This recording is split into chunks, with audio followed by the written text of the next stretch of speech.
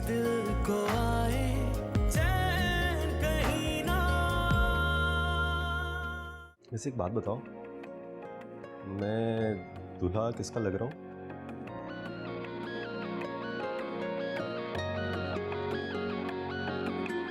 पहले अम्मा की शादी करवाई और फिर बहन की शादी करवानी होगी, लेकिन वहां से तो कुछ मिलना नहीं था।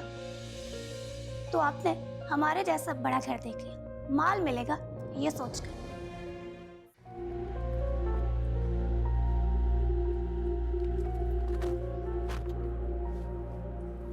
मायरा, मैं तुम्हारी माँ हूँ, तुम्हें मेरे साथ जाना चाहिए था, तुम अकेली चली आई। मामा, आप मेरी बात पर यकीन कब कर रही थी? अगर मैं ये कदम ना उठाती, आप तो मेरी शादी उन धोखेबाज लोगों के यहाँ तक करवा चुकी होती। मुझे ये बताओ, तुम्हें ये सब कुछ बताया किसने? उनकी नौकरानी शाही ने। शाही? लेकिन उसने तुम्हें ये सब कुछ क्यों बताया? मुझे नहीं पता मामा, जैसे ही वो मेरे पास आई उसने मुझे ये सारी बात बताई।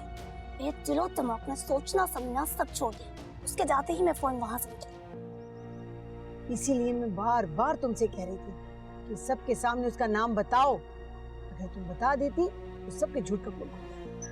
मामा, उसने मेरे साथ एहसान किया था, मैं कैसे सबके सामने उसका नाम ले लूं? बहरहाल जो कुछ भी हुआ ये अच्छा नहीं हुआ। अगर तुम बता देती तो वो और दब के चलते, कभी कभी शादी तो हो जाती ना तुम्हारी। मामा,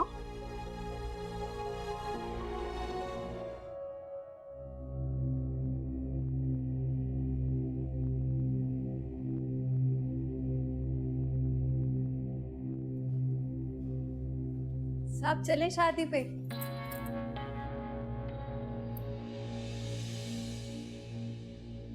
हाँ, क्या हो गया आपको?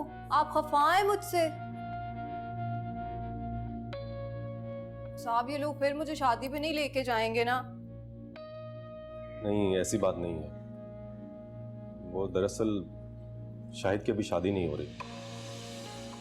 क्या क्या कह रहे हैं साहब आप? वो लोग वहां पे शादी की तैयारी कर रहे हैं और आप कह रहे हैं उनकी शादी नहीं हो रही। मुझे तो कुछ समझ ही नहीं आ रहा। छोड़ो इस बात को, बस यूं समझ लो कि जहाँ शाहिद की शादी हो रही थी ना, वहां नहीं हो रही। मैं जब भी खुशी खुशी तैयार होती हूँ ना कहीं जाने के लिए, कोई ना कोई रोना पड़ जाता है। दुआ करो सब ठीक हो जाए, फिर चलेंगे शादी पे। वैसे साहब हुआ क्या है? मैंने कहा ना, छोड़ो। लो जी शाही, तेरे नसीब में ना तो शादी के चावल भी नहीं है। चावलों का शादी से क्या ताल्लुक है? वो साहब, मैं ना मिसाल दे रही थी कवारे दिलजलों के लिए। वो यहाँ इतनी टेंशन है और तुम्हें शादी के चावलों की पड़ी हुई है, हद है।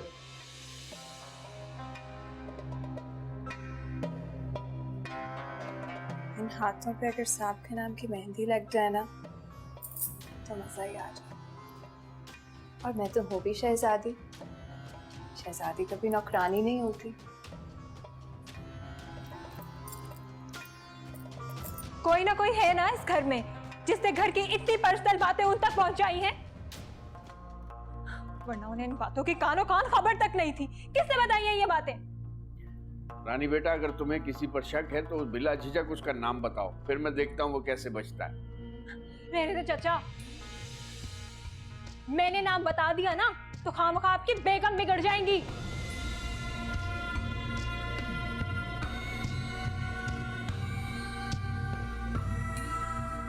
मेरा नाम ना जरा सोच समझ कर लेना रानी। मैं चुप हूं इसलिए कि इस मामले से मेरा कोई ताल्लुक नहीं है। मेरा ताल्लुक तुमसे क्या है? तुमने उन्हें नहीं बताया, मैं चुप रही। अपनी बहन फरा का नहीं बताया, मैं चुप रही। यहां तो शादियां और मंगनियों की तैयारियां होने लगी, हमसे तो पूछा भी नहीं गया, हमने कोई शिकायत नहीं की। अब कोई इल्जाम भी नहीं लेंगे हम अपने ऊपर। तुमने झूठ बोला, तुम भुगतो। बिल्कुल ठीक कह रही हैं राशिदा बेगम, और इससे इनका या फरा का कोई ताल्लुक नहीं है। अच्छा, इनका ताल्लुक नहीं है, फरा का ताल्लुक नहीं है, और घर में बचता कौन है? फिर किसने जाकर ये बातें उन तक पहुंचाई हैं? जाहिर है इनके अलावा तो कोई ये काम नहीं कर सकता ना। छोड़े भाभी, अच्छा हुआ ऐसे लोगों से जान छूट गई हमारी। अगर हमारे घर की बात ना होती तो मुझे अच्छे तरीके से आता है ऐसे लोगों को सबक सिखाना। शायद तुम बिल्कुल फिक्र नहीं कर, और तो मैं मानूंगी नहीं। शादी तुम्हारी मैं करवा कर रहा हूं। भाभी बस बस, मेरे अंदर और जलील होने के लिए हिम्मत नहीं बची। छोड़ दे मुझे मेरे हाल पर, छोड़ दे मेरी शादी की बात को प्लीज, ऐसी ठीक। रानी बेटा बुरा मत मानना, गलती तुम्हारी है, इस बात को समझो और मानो। और राशिदा बेगम और फरा का इस मामले से कोई ताल्लुक नहीं।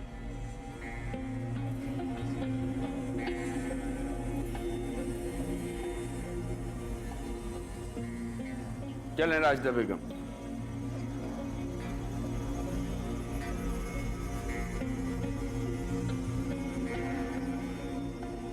Challenge number 1 completed.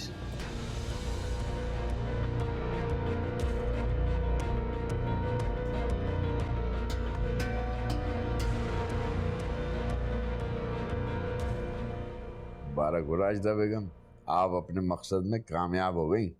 अब तो खुश है ना आप शाहिद और मायरा का रिश्ता खत्म होने पर?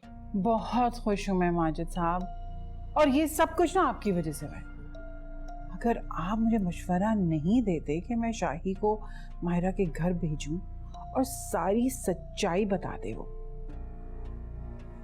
तो शायद आज मायरा और शाहिद का निकाह हो चुका होता। मैंने तो आपसे पहले ही कहा था, आप परेशान ना हो, सब कुछ मुझ पर छोड़ दें। मुझे पता होता है किस वक्त पर क्या काम करना है। मान गए वैसे आपके दिमाग को। अच्छा अब बताएं कि आगे क्या करना है। वो भी आप मुझ पर छोड़ दें और देखती जाएं। शाहिद और फरा की शादी आज ही होगी। फरा और शाहिद का निकाह आज? ये कैसे मुमकिन है? नामुमकिन तो कुछ भी नहीं होता राशिदा बेगम। लेकिन अजीब सी बात लग रही है, शाहिद की बात आज खत्म हुई, अब शाहिद अपनी परेशानी में फिर अचानक से अब उसको ये बोलें कि आज निकाह कर ले फरा से, ऐसा कैसे हो सकता है? लेकिन राशिदा बेगम, शाहिद अभी अंदर से टूटा हुआ है और यही वक्त है गर्म लोहे पे चोट मारने का। फिर उसे जैसा चाहे मोड़ ले, वो आसानी से मोड़ जाएगा। माजिद साहब अगर शाहिद मान भी गया ना, तो ये बाकी जो घर वाले हैं, नासिर, वहीद और सबसे पहले तो रानी खड़ी हो जाएगी वो ये रिश्ता तोड़ने के लिए। उनके बारे में भी आप सोच सोच के परेशान ना हो, बस आप जाकर फरा बेटी का दिमाग बनाएं। आप वाकई सच कह रहे हैं क्या? ठीक है, मैं भी फरा के पास जाती हूँ। फरा तो ऐसी बेचारी बेचैनी से इंतजार कर रही है, मैं उसे बताती हूँ। जाइए और फौरन जाके फरा को ये खुशखबरी सुनाइए। अल्लाह हमेशा अच्छे इंसानों का इम्तिहान लेता है और इस इम्तिहान से गुजरने के बाद फल भी उसी इंसान को मिलता है। थक गए हो चाचा, ये इम्तिहान, ये आजमाइशें, इन सबसे गुजरने की हिम्मत नहीं है मुझे। जानता हूं मैं बेटा, इसीलिए तुमसे बात करने आया हूं। कौन सी बात? देखो बेटा, मैं जानता हूं कि तुम तकलीफ में हो।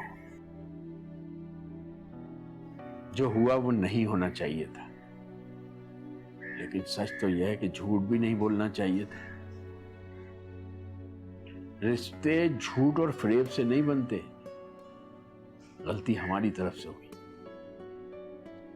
चाचा, ना तो मैं शादी से राजी था और ना ही मैंने झूठ बोला। ये जिल्लत जो मुझे मिली है ना, वो इसलिए क्योंकि मैंने बड़ों का कहा माना, ताकि उनका दिल ना टूटे, भाभी का वादा ना टूटे। इसलिए वो मायरा मुझे और मेरे खानदान को रुस्वा करके चली गई। हम कुछ नहीं कर सके, कुछ नहीं कह सके। बेटा, वो इसलिए कि गलती हमारी तरफ से हुई थी। ये आज नहीं होता, कल होता। और तुम लोगों ने आगे के बारे में सोचा भी नहीं था। सारी लड़कियां एक जैसी नहीं होती जो निकाह के बाद गुजारा करने को अपना मकसद बना लेती है, जैसे कि हमारी फराह। उसने गुजारा किया, हालांकि वो जानती थी कि हारिस जो है वो एक फ्रॉड आदमी है, लेकिन मायरा ने शादी से पहले ही अपना फैसला सुना दिया, जो कि उसका हक था। चाचा मुझसे ये जिल्लत बर्दाश्त नहीं हो रही।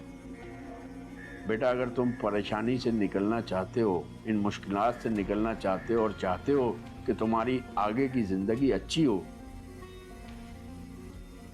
तो मैं तुम्हें एक मशवरा दूंगा और उस मशवरे पे तुम्हें अमल करना पड़ेगा। मैं समझा नहीं आपकी वो। बेटा, मेरा मशवरा है कि तुम फराह से निकाह कर लो, आज अभी इसी वक्त। चाचा ये क्या कह रहे हैं आप? ये कैसे पॉसिबल? मैं कितना खुद गर्ज होऊंगा कि एक लड़की मुझे ठुकरा कर चली गई और मैं फराह से जाकर कहूं कि अब तुम मुझसे शादी करो। बेटा, तुम इसकी फिक्र मत करो, फराह बहुत अच्छी लड़की है। वो तुम्हारी इस बात पर बुरा नहीं मानेगी, बल्कि खुश होगी। और चाचा ये सब अभी इसी वक्त? देखो शायद बेटा, अब इस पे ज्यादा मत सोचो। तुम एक अच्छा फैसला करने जा रहे हो। अगर तुमने अभी ये फैसला नहीं किया तो आगे की जिंदगी में मजीद तकलीफ में रहोगे।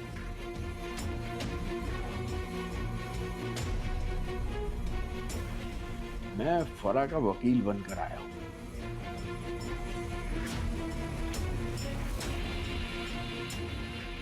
उससे निकाह कर लो बेटा।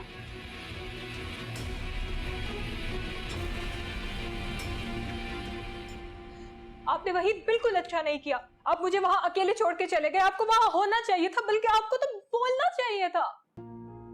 क्यों रुकता मैं वहां और क्या बोलता? मुझे उस वक्त यही सही लगा कि खामोशी से वहां से चला जाऊं। आप याद रखिएगा, यूं आपने सबके बीच में मुझे अकेला छोड़ दिया और कुछ बोले भी नहीं मेरे फेवर में। रानी, तुमने जो सोचना ना सोचो, मुझे जो सही लगा वही किया मैंने। तो वैसे ही अपने घर वालों के सामने बेबस हैं। आपसे तो अभी तक इतना नहीं हुआ कि अपने चचा से अपनी जायदाद ही अपने नाम करवा लेते। रानी, तुम कहाँ की बात कहाँ ले जाती हो? और जो काम तुमने किया है वो ठीक किया। सबकी नजरों में गिर गया हूं मैं, किसी को मुंह दिखाने के काबिल नहीं रहा। मुझे इल्जाम देने की कोई जरूरत नहीं है। ये आपके घर में से ही किसी का काम है। उसके घर वालों तक उल्टी सीधी बातें पहुंचाई उन्होंने।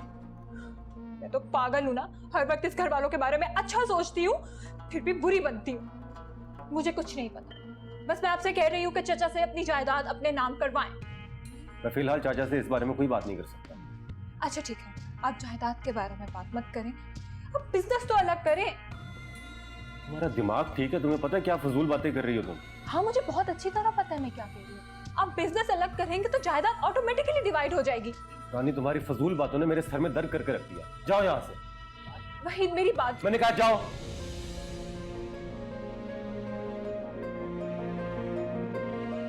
ला ला ला।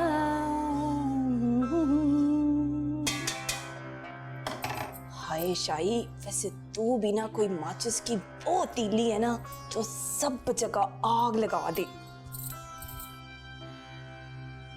शाही, वो रानी आपी आप। हाय, पता है ना आपको क्या ये सब हो क्या गया है? वैसे ये सब तुम्हारी वजह से हुआ। कितने पैसे देती हूँ मैं तुम्हें, कितना ख्याल रखती हूँ। मेरे घर में इतना कुछ हो गया और तुमने मुझे बताया तक नहीं कि आग किसने लगाई है। हाँ, आपी मेरी वजह से क्या हो गया? कैसी बातें कर रही हैं? आपको पता है मैं तो आपको सारी रिपोर्ट बताने के लिए आ रही थी। वो फरा जो है ना, वो मायरा से ना फोन पे बातें कर रही थी। फरा? हाँ। किसने बताया तुम्हें? पक्की बात है क्या? हाँ, 16 आने पक्की बात है, पक्की रिपोर्ट रखती हूँ मैं। आपको पता है वो माँ बेटी ना बड़ी कोई खुश है, मैं क्या बताऊं, हंस हंस के मजाक कर रही थी ना। तौबा तौबा। जानती थी मैं, जानती थी कि मेरी माँ और मेरी बहन ही सबसे बड़ी दुश्मन है। उन्होंने मेरी पीठ पीछे छुरा घोंपा है।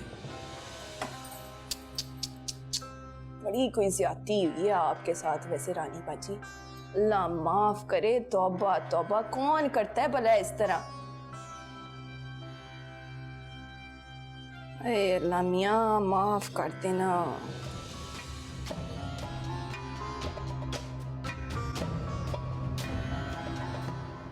ये आप क्या कह रहे हैं चाचा? ऐसा कैसे हो सकता है? इस बात की जरूरत है बेटा, शाहिद को इस हालत में तो नहीं छोड़ सकते। इसका मतलब है मायरा को बताने वाले आप लोग थे। गलत बात मत करो, मायरा से किसी ने कोई बात नहीं कही। फिर किसने बताया उन लोगों को ये बात? मुझे क्या पता। वैसे तुम अच्छी तरह जानते हो जो बातें उन्हें पता चली हैं वो तुम्हारी बीवी ने उनसे छुपाई थी। वो रानी की गलती थी चाचा, और इस पे मैंने उसको बहुत बातें भी सुनाई हैं। लेकिन आप लोगों ने जो किया वो ठीक कर रहे हैं। शाहिद की शादी कर रहे हैं और घर में किसी को पता भी नहीं है।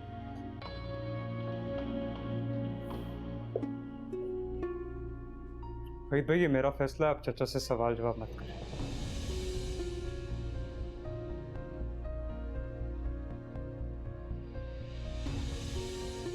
तुम ये ठीक नहीं कर रहे शाहिद। क्या ठीक नहीं करा भाई? शादी करके? शाहिद मुझे तुम्हारी शादी पे एतराज नहीं है, लेकिन कम से कम तुम्हें अपनी भाभी को तो बताना चाहिए था। इतना सब कुछ किया तुम्हारे लिए उसने, सबकी बातें सुनी है, ये सिला दिया तुम। देखिए भाई भाभी ने जो कुछ भी किया ना, मेरी नजर में उनके लिए बहुत इज्जत है।